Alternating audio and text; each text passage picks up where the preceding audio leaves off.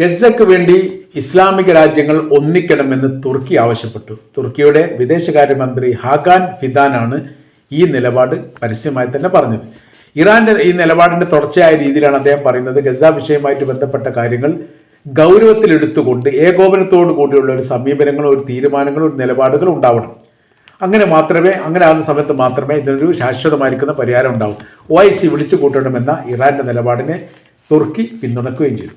ഇപ്പോഴത്തെ അവിടുത്തെ സാഹചര്യം എന്ന് പറഞ്ഞാൽ പരമാവധി ആളുകളെ കൂട്ടക്കൊല ചെയ്യുന്ന ഒരു പ്രവൃത്തിയാണ് യഥാർത്ഥത്തിൽ ഇപ്പോൾ ഇസ്രായേൽ നടത്തുന്നത്. ഹമാസിനെ പരാജയപ്പെടുത്താൻ വേണ്ടി പലസ്തീനുകളെ കൂട്ടക്കൊല ചെയ്യുന്ന ഒരു പ്രവർത്തനം.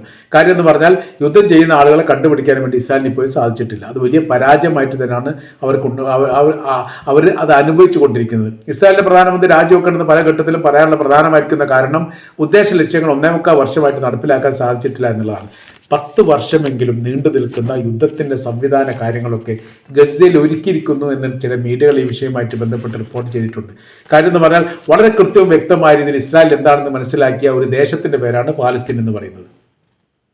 കഴിഞ്ഞ 10-75 വർഷമായി അവർ ഈ തിക്തഫലം ഇസ്രായേലിൽ നിന്ന് അനുഭവിക്കുന്നു, പീഡനം അനുഭവിക്കുന്നു. അവരുടെ രാജ്യം 1947 സ്വാതന്ത്ര്യമായതോടുകൂടി അവരനുഭവിക്കുന്ന കഷ്ടതകൾക്കും പ്രയാസങ്ങൾക്കും ബുദ്ധിമുട്ടുകൾക്കും ഒരു കൃത്യമായിരിക്കുന്ന കണക്ക് പോലും ഇല്ല എന്നുള്ളതാണ് യാഥാർത്ഥ്യം. അതുകൊണ്ട് അവരെക്കുറിച്ച് കൃത്യമായ രീതിയിൽ അറിയാം എന്ന് ചുരുക്കം.